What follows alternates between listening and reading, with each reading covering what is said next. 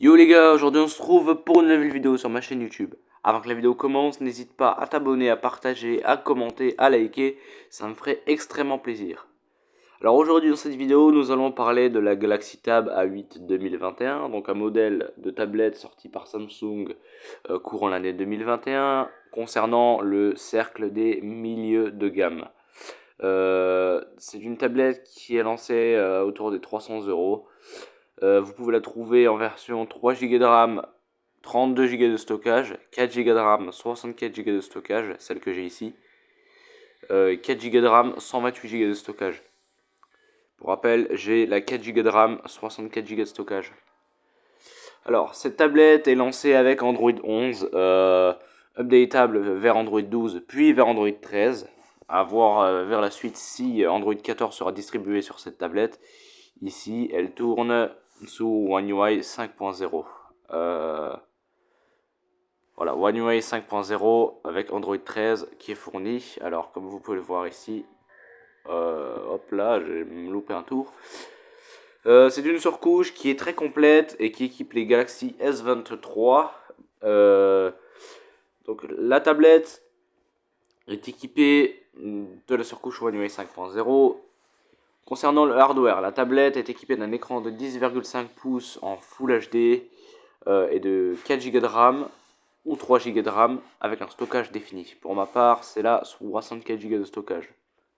Elle est équipée de Bluetooth 5.0. Concernant son processeur, pardonnez-moi pour la pub, parce que je déplace le truc, voilà. Concernant son processeur, c'est un processeur Unisocket C618 gravé en 12 nanomètres, qui a 8 cœurs, ce qui est déjà très bien pour une tablette milieu de gamme, autour de 300 euros. Il va jusqu'à 2 GHz, 8 cœurs à 2 GHz gravé en 12 nanomètres. Ma tablette ici a un écran Full HD, donc 1200 par 1920. C'est la résolution d'une télé normale, on va dire. C'est du 60 Hz. Elle est équipée de la puce graphique Mali G52 qui permettra de faire tourner la plupart des jeux en qualité moyenne, voire bonne, voire très bonne. La tablette est équipée de Wi-Fi 5 GHz. Ici, je suis connecté en 2,4, il me semble. La batterie, c'est une batterie qui tient vraiment longtemps. Alors là, je suis ébahi par la durée de vie de cette batterie de 7040 mAh. Elle tient avec écran allumé environ 11 heures d'écran allumé. C'est juste énormissime, pour mes usages en tout cas. Et donc tient environ 4 à 5 jours sur les usages. L'Android en question est Android 13, avec le dernier patch de sécurité proposé par Samsung pour cette tablette. Vous commencez de base quand vous la déballez avec Android 11. Je vous recommande fortement de l'updater vers Android 13 car les performances ne seront pas impactées et ça offrira une meilleure expérience utilisateur tel que le nouveau centre de contrôle de Samsung avec les nouvelles options de personnalisation que je vous montrerai juste après. Donc la tablette est équipée d'un appareil photo de 8 mégapixels qui n'est franchement pas fou, mais après c'est des appareils photo de tablette. L'appareil photo avant qui est de meilleure qualité mais qui a moins de mégapixels, de 5 mégapixels, ce qui est un peu bizarre. Il fonctionne mieux, je sais pas pourquoi. En ce qui concerne la température, la tablette ne chauffe pas du tout. Vous pouvez voir que la batterie est en dessous de 20 degrés. Bon, ça monte un petit peu, mais voilà. La tablette est autour des 20 degrés, c'est juste bon, voire très très bon pour une tablette milieu de gamme. Voilà les applis que j'ai installées, bon ça après c'est des détails. Il est donc possible de router la tablette avec Magisk, mais là-dessus je suis pas encore, je recommande pas je recommande pas pardon de router des tablettes avec les dernières versions d'Android. Donc la tablette est une tablette qui est sortie courant mi-2021, mi-2021, fin 2021. Concernant la batterie, avec au total une temps à l'écran 1h23 avec 86% et 8h18 utilisées, c'est juste énormissime. C'est-à-dire que la tablette peut tenir de 4 jours à une semaine Comme vous pouvez le voir, je vais vous montrer sur les 7 derniers jours. Je l'ai chargé une seule fois et la tablette reste à un niveau constant de batterie en fait. C'est juste très très bon. Alors, concernant les mises à jour logicielles, Samsung promet 4 ans de mise à jour sur les smartphones haut de gamme, 3 ans sur les smartphones et tablettes milieu de gamme comme celle-ci.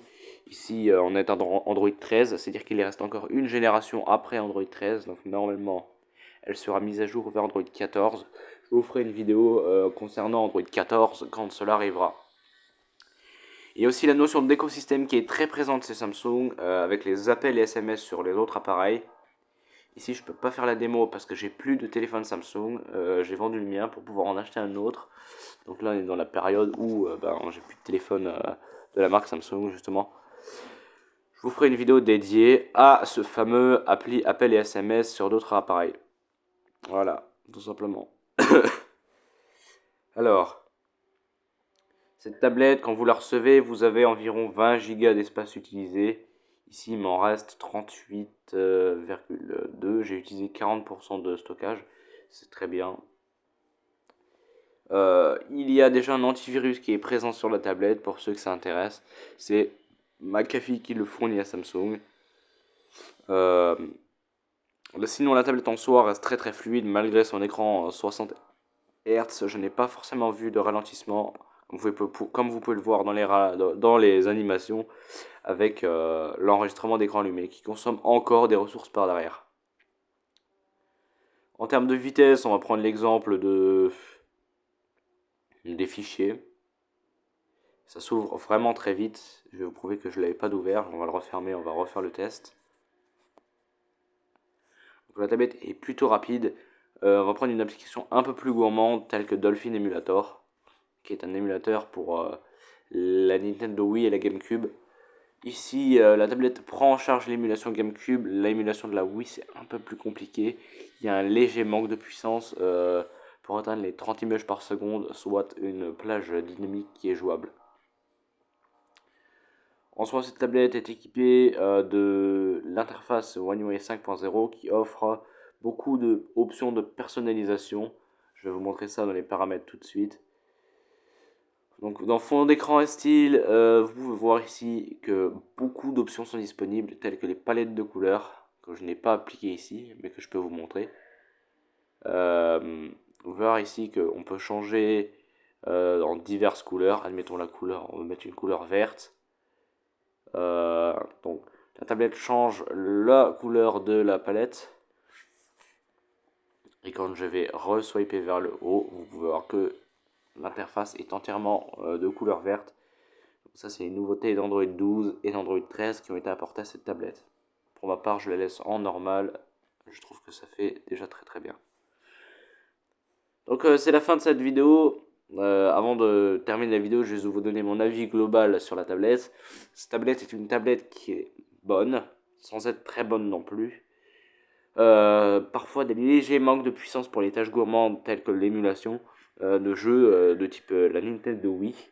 Mais sinon, pour les tâches de tous les jours, la tablette suffira largement pour, par exemple, jouer à des petits jeux de type Rider, ou des jeux pas très gourmands, quoi, des utilisations pour les enfants ou pour lire des mails, ça marche très bien.